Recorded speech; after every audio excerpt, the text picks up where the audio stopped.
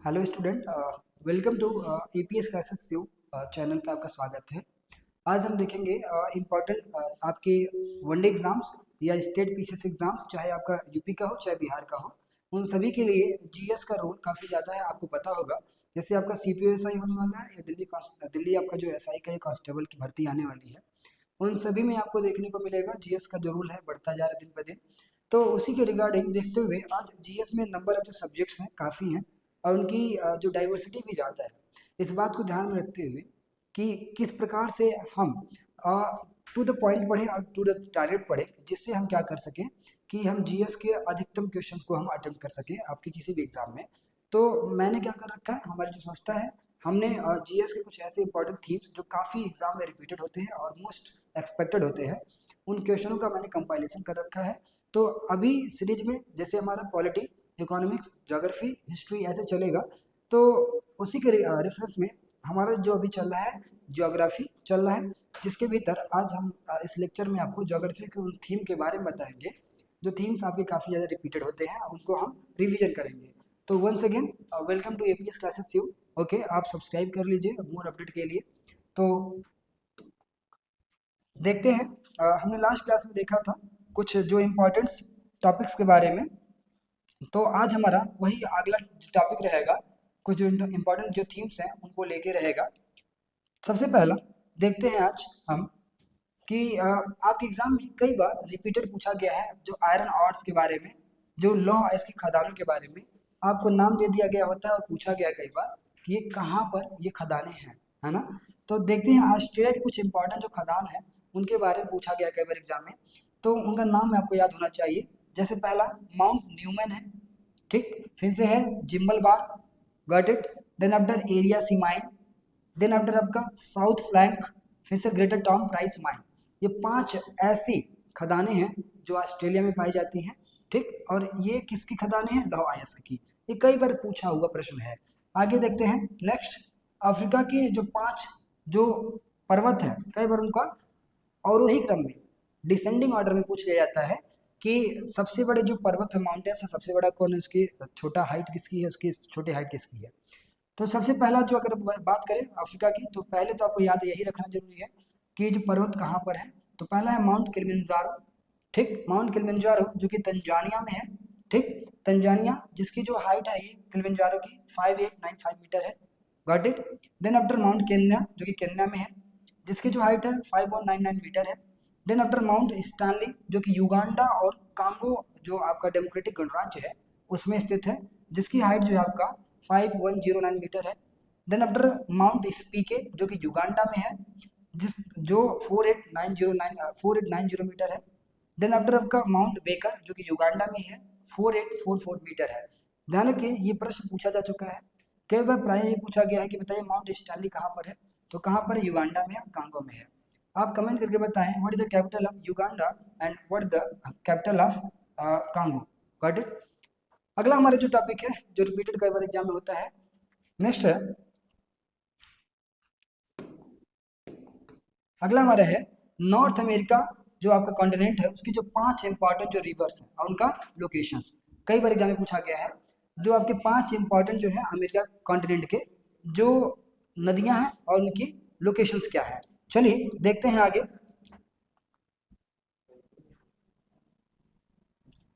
तो जो अमेरिका है, यहाँ की जो इंपॉर्टेंट नदियां उनके बारे में देखते हैं और उनका लोकेशंस क्या है, देखते हैं। सबसे पहला मिसिसिपी मिसौरी रिवर, ठीक। बात करें अगर मिसिसिपी मिसौरी रिवर के बारे में, तो मिसिसिपी और मिसौरी दो अलग अलग नदियां हैं, किंतु यह एक साथ मिलकर विश्व का चौथा सबसे बड़ा रिवर सिस्टम बनाती हैं, गॉट इट। इस नदी का जो डेल्टा होता है ये पक्षी के पंजे के आकार का होता है। याद रखिए कि पूछा गया कई बार कि मिसिसिपी मिसौरी रिवर का जो डेल्टा है वो किस आकार का है? पक्षी के पंजे के आकार का। क्लियर? कुछ इस प्रकार के हैं, ऐसे बना हुआ है पक्षी के पंजे के आकार का, और यह उत्तरी अमेरिका में बहती है। कौन? Mississippi Missouri river. अगली जो नदी है आपकी रियो ग्रांडे रिवर, यह यूएसए और मैक्सिको के बीच सीमा बनाती है, और यह साथ ही जो उत्तरी अमेरिका महाद्वीप है उसकी एक नदी है ये। अगला जो रिवर है हमारा सेंट लॉरेंस, ये सेंट लॉरेंस जो है आपका उत्तरी अमेरिका महाद्वीप में बहती है।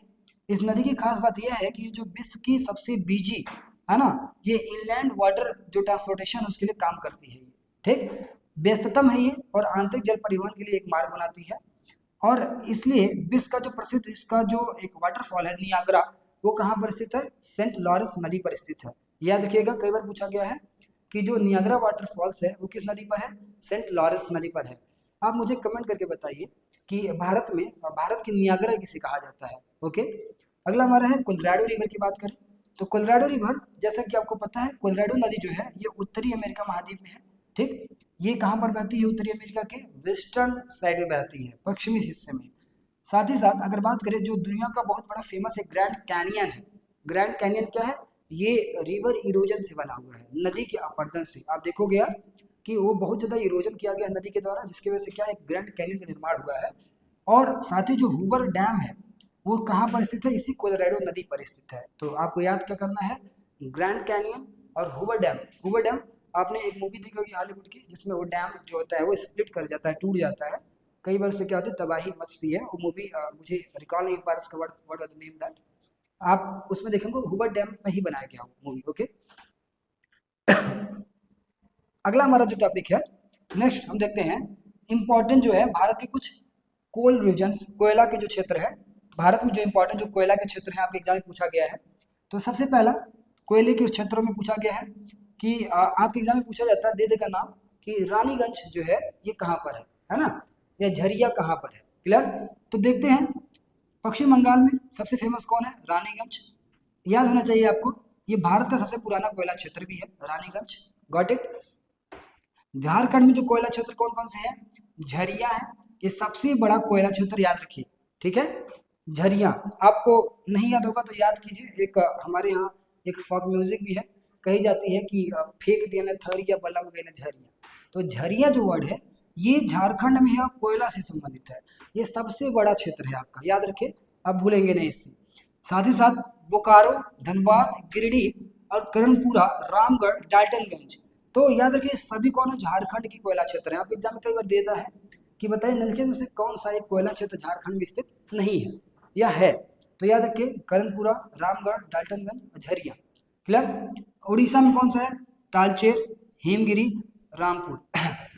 अभी अगर आप करंट पढ़ते होंगे तो आपको याद होगा, हिमगिरी से संबंधित कुछ चीजें अभी चर्चा में रही हैं।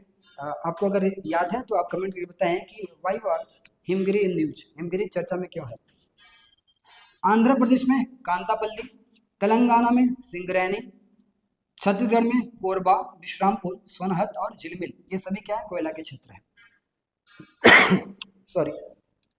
नेक्स्ट हम देखते हैं, अगला हमारा जो है अफ्रीका कॉन्टिनेंट के, अफ्रीका महाद्वीप के जो इंपॉर्टेंट रिवर्स हैं, जो कई बार आपके एग्जाम में पूछे जाते हैं, अफ्रीका कॉन्टिनेंट के जो इंपॉर्टेंट रिवर्स हैं। सबसे पहला जो रिवर है नाइजर नदी, नाइजर पहला हमारा जो है नाइजर। बात करें अगर नाइजर की तो ये कहाँ? अफ्रीका में बहती है। यह नदी जो है गिनी की खाड़ी में गिरती है। क्लियर? साथ ही साथ तेल नदी के नाम से भी इसे जाना जाता है। इसे क्या जाना जाता है? तेल नदी। तेल नदी किसे कहा जाता है? नाइजर रिवर को। जाम्बेजी नदी की बात करें, जाम्बेजी नदी अफ्रीका में एक अफ्रीका की नदी है। आपका जो विक्टोरिया वाटरफॉल है और करीबा जो डैम है इसी नदी पर स्थित है। याद रखिए, अगर पूछा जाए विक्टोरिया वाटरफॉल किस नदी पर है? जाम्बेजी। करीबा डैम जाम्बेजी नदी पर। अगला जो हमारा रिवर है कांगो अथवा इसे जारे नदी कही जाती है। कांगो तथा जारे नदी की बात करें तो यह अफ्रीका में बहती है। इस नदी की खास बात यह है कि यह जो विषुवत रेखा आपका है, विषुवत रेखा इक्वेटर है, इसको 2 बार क्रॉस करती है, 2 बार क्या करती है? कट करती है। Got it? विश्व की जो प्रसिद्ध जो स्टैनले तथा लिविंगस्टोन वाटरफॉल है इसी पर स्थित है। याद रखिए, अगर पूछा जाए कि स्टैनले और जो लिविंगस्टोन वाटरफॉल है वो किस नदी पर है, तो आपका कांगो पे है, जिसे जारे नदी भी कहते हैं। अगला हमारा जो है रिवर लिम्पोपो रिवर, अफ्रीका की है। लिम्पोपो रिवर की बात करें, यह दक्षिण अफ्रीका के हाई वेल्ड से निकलती है। क्लियर? और यह नदी जो होती है मकर रेखा को 2 बार काटती है। मकर रेखा कहाँ पे? Line of Capricorn, this is the equator, this is the line of Cancer, this is the line of Capricorn, मकर रेखा। तो इसी को क्या करती है? वो 2 बार काटती है। कौन? लिम्पोपो नदी, सॉरी। ओके, अगला हम देखते हैं हमारा जो टॉपिक है कि इंपॉर्टेंट ट्रेंचेस के बारे में, ओशियानिक ट्रेंचेस, कि भाई भारत पूरे दुनिया में जो महत्वपूर्ण जो गर्त है उनसे एग्जाम में पूछा गया है। तो अगला हमारा जो टॉपिक रहेगा, जो रिपीटेड होता है आपका, विश्व के प्रमुख महासागरीय गर्त। तो सबसे इंपॉर्टेंट आपको पता होगा मेरियाना गर्त के बारे में, Mariana trench, got it. Next one, okay, Mariana trench, important जो हमारा ट्रेंच है मेरियाना ट्रेंच। सबसे पहले तो ट्रेंच होता कहाँ पर है, महासागरों में होती है, एकदम अधिकतम गहराई वाले क्षेत्र होते हैं, ठीक। तो मेरियाना ट्रेंच की बात करें, ये प्रशांत महासागर में पूर्वी तथा पश्चिमी किनारों पर एक लंबी श्रृंखला है और लगातार श्रृंखला है, जिसे मेरियाना ट्रेंच कहा जाता है, और ये सबसे सर्वाधिक गहरा ट्रेंच है। यह विश्व का सबसे गहरा गर्त है। यह फिलीपींस के पूर्व में स्थित है, याद रखिएगा इसकी जो लोकेशन है एग्जैक्टली फिलीपींस के ईस्ट साइड में है, और इसकी जो गहराई है 11,034 मीटर है। नेक्स्ट हमारा जो ट्रेंच है टोंगा। टोंगा जो है, टोंगा जो एक आइलैंड है जिसके आर्किपिलागो भी कहा जाता है, के पूर्व में दक्षिण प्रशांत महासागर में स्थित है। नेक्स्ट बात करें सुंडा गर्त की बात करें, सुंडा गर्त जिसे पहले जावा गर्त भी कहा जाता था, ओके, इंडोनेशिया के जावा द्वीप के दक्षिण में स्थित है। ये हिंद महासागर का सबसे गहरा ये बिंदु है। अगर बात करें हिंद महासागर में सबसे जो गहरा ट्रेंच है उसका नाम क्या है, सुंडा, ठीक, सुंडा गर्त है, क्लियर। इसकी जो गहराई है 7,725 मीटर है, क्लियर। नेक्स्ट हमारा जो आपका ट्रेंच है वो है प्यूटोरिका। प्यूटोरिका यह कैरेबियन और अटलांटिक महासागर की सीमा पर स्थित है, क्लियर, कैरेबियन और अटलांटिक महासागर की सीमा पर स्थित है। अगला हमारा नेक्स्ट हम देखते हैं इंपॉर्टेंट जो हमारी सॉइल्स के बारे में, आपके एग्जाम में कई बार पूछे गए हैं भूगोल में, ठीक। नेक्स्ट है इंपॉर्टेंट सॉइल्स, मिट्टी। ध्यान के ये सारे प्रश्न जो है ये सिलेक्टेड होते हैं, और ये सारे क्वेश्चन आपके एग्जाम में आते हैं, उन्हीं को मैं करा रहा हूँ यहाँ पर, क्लियर है। यहाँ पर मेरा उद्देश्य ये है इसके माध्यम से हम टू द पॉइंट पढ़े कि जो आपके एग्जाम में आने हैं, गॉट इट। तो देखते हैं इंपॉर्टेंट सॉइल्स के बारे में, मिट्टियों के बारे में, और उनसे कुछ स्पेसिफिक जो पॉइंट्स पूछे गए एग्जाम में। तो सबसे पहला जो है लाल और पीली मृदा के बारे में।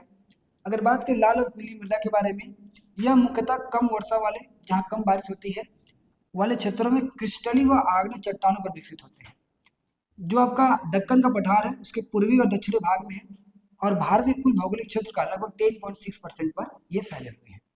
इन मिट्टियों में मुख्यतः पोटास पाया जाता है, बट फास्फोरस, ह्यूमस, नाइट्रोजन और मैग्नीशियम की कमी होती है। आप एग्जाम में पूछा गया है निम्न में से किस मृदा में पोटास की प्रचुर मात्रा पाई जाती है, तो कौन है, लाल और पीली मृदा। अगली हमारी है काली मृदा, ब्लैक सॉइल्स। ब्लैक सॉइल्स ध्यान के जिसे रेगुर सॉइल या कपासी मृदा भी कहा जाता है, और ये मिट्टी स्वयं जुताई करने का गुण रखती है। ये मिट्टी अक्सर आपको दिखेंगे लगा हुआ कि ऑलरेडी क्या है, वो सेल्फ प्लाउड है, अपने से जुती हुई है, क्लियर। उष्णकटिबंधीय चेरनोजम के नाम से भी जाना जाता है इसे। अगर इंटरनेशनल क्लासिफिकेशन की बात करें तो इसे उष्णकटिबंधीय चेरनोजम भी कहा जाता है। कपास की खेती के लिए काली मिट्टी जो होती है बहुत इंपॉर्टेंट मानी जाती है। इसकी विस्तार की बात करें तो महाराष्ट्र, गुजरात, राजस्थान, एमपी, छत्तीसगढ़, उड़ीसा, तमिलनाडु राज्यों में पाया जाता है। इनकी अगर बात करें कंपोजिशन की बात, तो सबसे ज़्यादा इसमें क्या फास्फेट, नाइट्रोजन, ह्यूमस इसमें क्या कम होते हैं, बट चूना, लोहा, मैग्नीशियम, एल्युमिनियम प्रचुर मात्रा में पाए जाते हैं। अगला हमारा जो सॉइल्स है लैटराइट। यह मिट्टी 200 सेंटीमीटर से अधिक वर्षा वाले क्षेत्रों में होते हैं, गॉट इट। चूना व सिलिका के निश्चलन से ये उत्पन्न होते हैं। इस मिट्टी में लौह ऑक्साइड व एल्युमिनियम ऑक्साइड की प्रचुर मात्रा पाई जाती है, लेकिन नाइट्रोजन तथा फास्फोरस अम्ल या पोटास, चूना और कार्बनिक तत्वों की कमी पाई जाती है। यह मिट्टी मुख्य तौर पर पूर्वी घाट, राजमहल पहाड़ियों की सतपुड़ा व मेघालय की पहाड़ियों में पाई जाती है, क्लियर। आगे देखते हैं इंपॉर्टेंट यूरोप जो कॉन्टिनेंट है उसकी नदियां और उनकी क्या है खास विशेषताएं जो आपके एग्जाम में पूछी जाती हैं, गॉट इट। तो सबसे पहला जो हमारा यूरोप की नदी है इसका नाम है वोल्गा रिवर। क्या नाम है उसका, Volga river, got it. Volga river क्या खास बात है वोल्गा की, और क्या एग्जाम में पूछा गया है। वोल्गा रिवर ये रूस की वल्दाई पहाड़ियों से निकलती है। कौन सी पहाड़ी है, वल्दाई, और कैस्पियन सागर में क्या करती है, गिरती है, क्लियर है। यह यूरोप की सबसे लंबी नदी है वोल्गा रिवर, गॉट इट। बात करें अगर आपने कभी नोटिस किया जो आइसक्रीम बेचने वाले भैया होते हैं उनके गाड़ियों पर भी वोल्गा लिखा होता है, तो आप वहाँ से आप याद कर सकते हैं कि वोल्गा सेंस क्या है, सबसे वो ठंडे इलाके में बहने वाली नदियाँ हैं, ठीक। तो वोल्गा रिवर यूरोप की सबसे लंबी नदी है। वोल्गा नदी जो है बाल्टिक सागर को कैस्पियन सागर से जोड़ती है। ऐतिहासिक रूप से जो रशियन जो कल्चर है और व्यापार है और नौवहन है उसके लिए क्या है, ये बड़ा ही इंपॉर्टेंट रोल प्ले करती है। नेक्स्ट है, ये डानुबे नहीं है, ये डैन्यूब है। क्लियर, डैन्यूब रिवर, ये आपको करेक्ट करना है। डैन्यूब रिवर जो जर्मनी के ब्लैक फॉरेस्ट निकलती है और काला सागर में गिरती है। यह यूरोप की दूसरी सबसे लंबी नदी है। पहला क्या आपका वोल्गा है, पहला आपका क्या है वोल्गा है, दूसरा क्या आपका ये आपका डैन्यूब है। बात करें अगर ट्रेड्स के लिए और ट्रांसपोर्टेशन के लिए बहुत ही इंपॉर्टेंट ये एक वाटरवेज का काम करता है, कौन, डैन्यूब। और जो लगभग 2850 किलोमीटर की लंबाई में लगभग 10 देशों से होकर गुजरता है डैन्यूब रिवर। क्लियर, साथ ही साथ यह यूनेस्को का एक क्या है आपका विश्व धरोहर स्थल भी है। यूनेस्को आपको पता होगा, यूनेस्को के कुछ अपने साइट्स होते हैं, डिक्लेयर किया जाता है विश्व धरोहर स्थल, तो उसमें जो डैन्यूब जो डेल्टा है वो यूनेस्को का वर्ल्ड विश्व धरोहर स्थल भी है। Got it. अगर पूछा जाए कि भाई निम्नलिखित में से कौन सी नदी की डेल्टा एज ए यूनेस्को का विश्व धरोहर स्थल में शामिल किया गया है, तो डैन्यूब नदी। अगला हमारा राइन रिवर, यूरोप की। राइन नदी स्विस आल्प्स में अपने उद्गम से उत्तरी सागर में बहकर जर्मनी की नीदरलैंड से अलग करती है, जर्मनी को नीदरलैंड से अलग करती है। ठीक, what is the capital of Netherlands, आप कमेंट करके बताएं। यह यूरोप के सबसे व्यस्त और सबसे महत्वपूर्ण जलमार्गों में से एक है जो लगभग 1233 किलोमीटर तक फैला हुआ है। अगला जो नदी है यूरोप की, लोयर रिवर। लोयर रिवर फ्रांसीसी सेवर्नस पर्वतमाला लोयर नदी का स्रोत है। ठीक, जो अटलांटिक ओशियन में गिरती है और फ्रांस की सबसे लंबी नदी का नाम क्या है, लोयर रिवर है। अगला हमारा पो रिवर। पो जो है ये इतालवी कोटियन आल्प्स से पो से निकलती है। ठीक, और एड्रियाटिक सागर में गिरती है। यह इटली की सबसे लंबी नदी है। ठीक, इटली की सबसे लंबी नदी पो, फ्रांस की सबसे लंबी नदी लोयर। क्लियर है, और इसकी लंबाई लगभग कितना है, 652 किलोमीटर से अधिक है। ठीक, नेक्स्ट टॉपिक हमारा हम देखते हैं कि वाटरफॉल्स के बारे में। दुनिया के जो महत्वपूर्ण जो वाटरफॉल्स है उनसे संबंधित कुछ इंपॉर्टेंट बिंदु देखते हैं। क्लियर,